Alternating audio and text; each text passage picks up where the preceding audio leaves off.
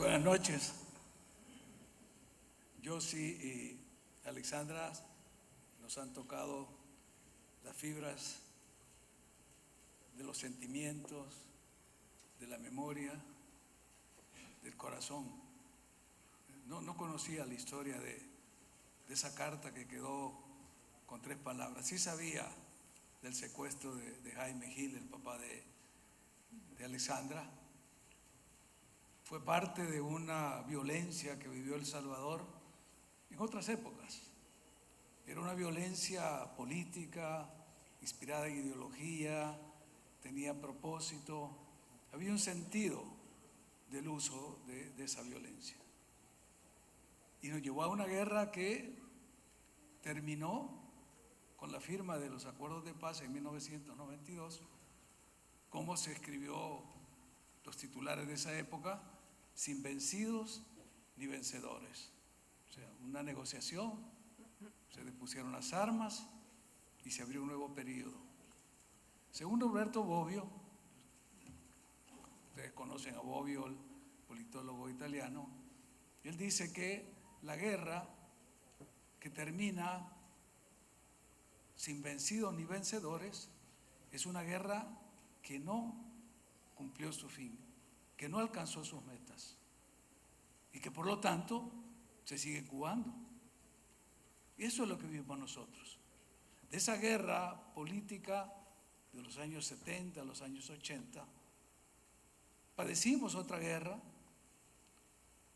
una guerra que fue mutando, que se fue acuñando de manera silenciosa, cruel, sangrienta, donde la violencia per se, sin un objetivo político, sin una orientación ideológica, iba sembrando el terror en nuestra gente, en nuestro pueblo, silenciosa, como un cáncer que invadía el cuerpo social de El Salvador. Las pandillas empezaron a tomar el control de vidas y haciendas en nuestras comunidades, de nuestra gente. Y lo más grave no fue el número de víctimas que causaron, que fueron miles, quizás más víctimas que las que tuvimos durante la época del conflicto. Solo en los 2 últimos gobiernos que nos precedieron, de 2009 a 2019, el Instituto de Medicina Legal reportaba más de 41,000 salvadoreños asesinados en una década. Y en el mes de agosto de 2015 se reportaron más de 900 asesinatos en un mes. O sea, más de 30 asesinatos por día. O sea, más de un salvadoreño asesinado cada hora durante ese mes. Entonces, con esa violencia, con ese lastre con el que asumimos en el 2019 el desafío de sacar este país adelante, surge esta figura emblemática que, como lo he dicho en múltiples ocasiones, no cayó como un rayo en cielo sereno, ni es producto de una generación espontánea. Es la acumulación y es la expresión más clara y más icónica de un pueblo que logró, en un joven que no había cumplido los 40 años en esa época, poder posicionar a este país y llevarlo a donde estamos ahora, a sentirnos orgullosos de ser salvadoreños, a sentirnos con esa identidad que se había perdido, a olvidar la vergüenza con la que muchos compatriotas, me lo decían y me lo han dicho en muchos países, sobre todo en Estados Unidos, cuando les preguntaban de dónde eran y decían que eran guatemaltecos, hondureños, mexicanos, pero no querían decir que eran salvadoreños porque inmediatamente se asociaba con ese país violento, con el país de las maras. Ahora sucede lo contrario, el orgullo nacional se irradia y todos nos sentimos orgullosos aquí y fuera del país de ser salvadoreños. Creo que esa es la parte de la historia en la que este libro ahora, que nos habla fundamentalmente de liderazgo, más allá de todas las historias que nos cuenta Yossi, que también me deja sorprendido de ver el nivel de detalle, de profundidad, de autenticidad con que narra esas historias, de ese lenguaje coloquial, accesible, fácil de leer, con el que nos va llevando paso a paso por esa historia reciente de nuestro país. Eso creo yo que es, como decía, el punto culminante del momento en el que el libro se presenta, porque es el libro del liderazgo, es el libro en el cual se va presentando un modelo de gestión. Se refleja el talante de un estadista, se consideran todas las opciones por las que se tuvo que pasar, se cuentan las dificultades que tuvo Nayib para poder inscribirse como candidato en 2018, para poder competir. Bueno, Federico, que era el presidente de Nueva Idea en esa época, sabe todo lo que hubo que batallar para poder lograr que se inscribiera el partido y que Nayib finalmente pudiera correr como candidato en una noche indescriptible, a menos de 2 horas de que se cerrara el plazo para que fuese inscrito, y se logró. Y se logró porque había ya que yo podría llamar determinismo histórico, en el cual el país tenía que resolver esa contradicción en la que nos encontrábamos desde los años 90, los años 2000, al 2019, es decir, esas 3 décadas en las cuales los 2 partidos que se alternaron en el poder, Arena 20 años con 4 gobiernos, el FMLN 10 años con 2 gobiernos, esa guerra silenciosa que se fue profundizando y fue carcomiendo el tejido social, no dejaba ninguna esperanza, no había ninguna posibilidad. Y se hicieron y se usaron todos esos poderes institucionales y los poderes fácticos para impedir que esta promesa que ya estaba escrito que iba a dirigir el país pudiera hacerlo. Se hizo y el pueblo votó. Y recuerden una cosa, porque por eso es que es importante entender que no se trata ni de un fenómeno de generación espontánea ni de un rayo que cae en cielo sereno. Es una acumulación que se expresó primeramente en los 3 días en los cuales Nayib afirmó íbamos a recoger 200,000 firmas para que Nuevas Ideas pudiera existir. Llevamos los libros al Tribunal Supremo Electoral, 2,000 libros de 100 páginas cada uno, con su folio, su sello, para que la gente se inscribiera. Los libros se agotaron y la gente seguía llegando. Tuvimos que recoger más de 5,000 hojas con nombres porque la gente quería ser parte de esa gran transformación, de ese reto histórico, que su nombre quedara consignado.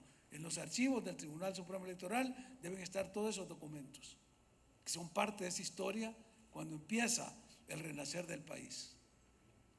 Y ese renacer, que el presidente lo dijo y lo reafirmó antier en el evento, en el estadio, cuando anunció las 50,000 becas para los estudiantes universitarios, el país renace. Y lo había dicho antes, en el discurso más breve que yo le he escuchado, un discurso de 1 minuto. Cuando se dio el concurso de Miss Universo, el presidente tuvo 1 minuto para hablar. Y ahí acuñó esa frase, cuando les dijo, bienvenidos al Salvador, el país que renace. A partir de ahí empezó en mi mente a tratar de entender un poco más, ya dentro de la filosofía política, y de tratar de entender dentro de los procesos históricos qué significaba el renacimiento del Salvador. Porque todos apostábamos, y lo habíamos discutido con él en muchas circunstancias y muchas ocasiones, la refundación del Estado, decíamos. Pero el renacer de un país es mucho más amplio y más profundo, porque no es la institucionalidad la que sí se puede modificar. Y que bueno, con el licenciado Muñoz, con Fito, trabajamos en darle esa presentación a través de una propuesta que el mismo presidente nos encomendó para tratar de modernizar y democratizar un nuevo Estado en el cual él se ponía a la cabeza. Pero el renacer va más allá, entra en la conciencia colectiva, forma parte de la identidad nacional, Es eso que sentimos ahora, es ese orgullo de ser salvadoreños. Son esas caras sonrientes que vemos por las calles. Son esas mujeres que pueden salir en la noche sin el riesgo de tener que ser secuestradas, violadas, asesinadas, como era parte de la historia reciente que nos agobió durante esas 3 décadas. Entonces, ese renacer, en un momento en que se presenta este libro, y hablando del autor del libro, porque muchos de los que lo escuchamos esta noche podemos sentir ese fuego interno con el que Yossi nos ha relatado la forma en que concibió el libro, lo trabajó, lo redactó con su equipo, con Sharon, con el que tuvimos oportunidad de platicar un par de veces. Pero no es solo eso, no es solo ese hombre emocional y que contagia las emociones. Veía muchas caras cuando hablaba Yossi de esa conexión, esa química que se estaba dando, porque se estaban tocando esas fibras sensibles de nuestro espíritu. Pero Yossi, ya lo decía Alexandra, es un gran empresario. La revista Forbes lo menciona como el israelita con mayor influencia en América Latina. Revisen la revista Forbes y van a ver el nombre de Yossi Abadi. Y nosotros tenemos la suerte de que es nuestro cónsul honorario en Israel. Y que con todas sus empresas, con todos los negocios que tiene en América Latina, en muchos países cercanos de acá, no voy a decir el nombre, desde ahí nos ha estado apoyando. Con su altruismo ha logrado que cerca de 250,000 salvadoreños tengan acceso a estudios en el idioma inglés, financiados por él.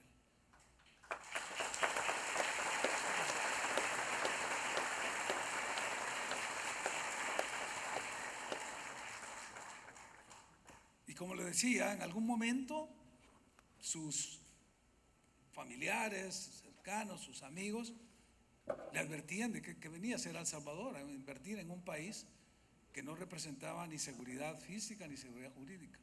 Y tuvo esa audacia y ahora está pronto a desarrollar otros proyectos, tampoco lo voy a decir, otros proyectos importantes en esta inversión extranjera que estamos atrayendo y que es la parte también oportuna de que el libro salga, porque es el momento en el que el despegue económico de nuestro país, que el presidente anunciara cuando dio su discurso inaugural de su segundo mandato. Ustedes recuerdan cuando él dijo: hemos alcanzado el milagro de la seguridad, ahora vamos a trabajar por el milagro del crecimiento económico. Y lanzó el plan de 6 etapas, estamos en la 3ª etapa ahora, y el país ya empieza los motores del desarrollo a avanzar. El despegue está ya en pleno ascenso. Los organismos financieros internacionales, que han sido muy críticos, fueron muy críticos cuando nos aventuramos con esa audacia, con esa visión del presidente a adoptar el Bitcoin como moneda de curso legal en el mes de septiembre de 2021, cuando aprobamos la ley Bitcoin, y que nos criticaron y nos castigaron, nos descendieron al último nivel de calificación con riesgo país, con 13, triple C. Ahora estamos subiendo y estos mismos organismos ahora están viendo el modelo del país. Porque la visión, y ese es ya no es el talante de un estadista, ya es el talento de un líder de cómo va a estar conduciendo su pueblo y su nación. Y él sabe que vamos en el futuro hacia esa economía digital, y por eso hemos creado una cantidad de instituciones que están orientadas en ese sentido. Un marco jurídico, normativo, amigable con la inversión extranjera, pero además reguladora de todas este tipo de instituciones del futuro que ya es presente. Hasta este día somos el único país en el mundo que tiene una comisión nacional que certifica los activos digitales y que, según su presidente, Juan Carlos Reyes, que no sé si está por acá, porque me dijo que iba a venir, pero no lo veo, son ya más de 100 empresas extranjeras que están certificadas por nuestra comisión.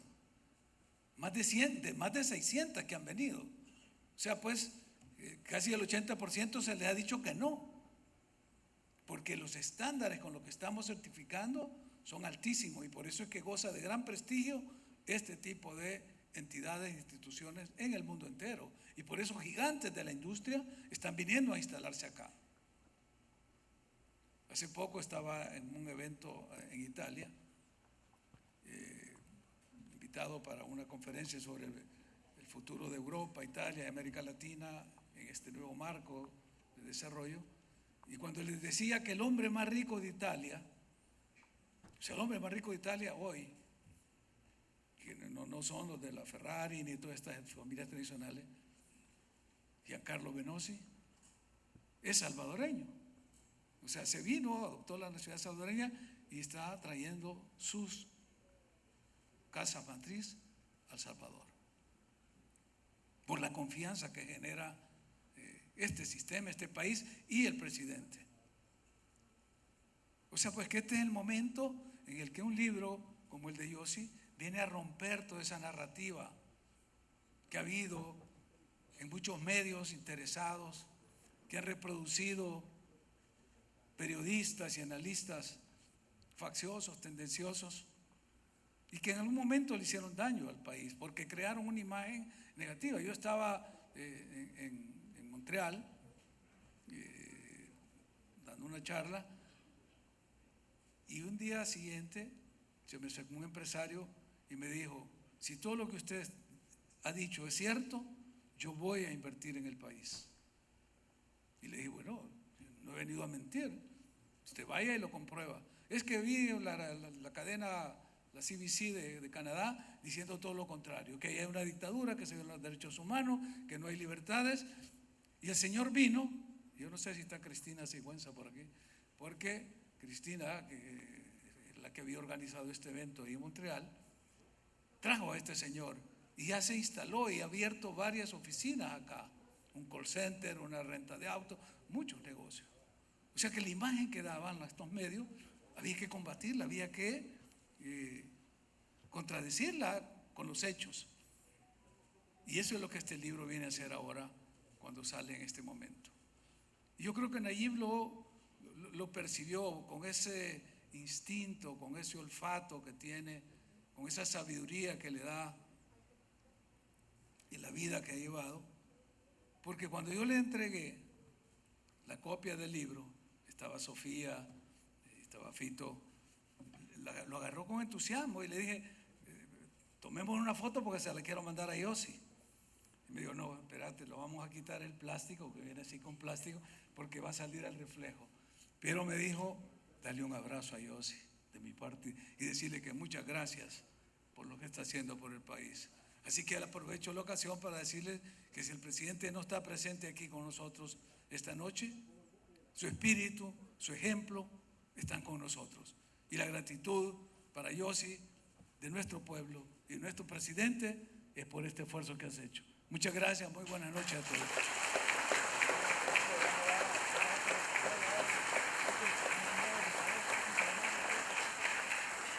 Muchísimas gracias, excelentísimo vicepresidente, por sus palabras esta noche. Una autoridad que ha acompañado al presidente Bukele en este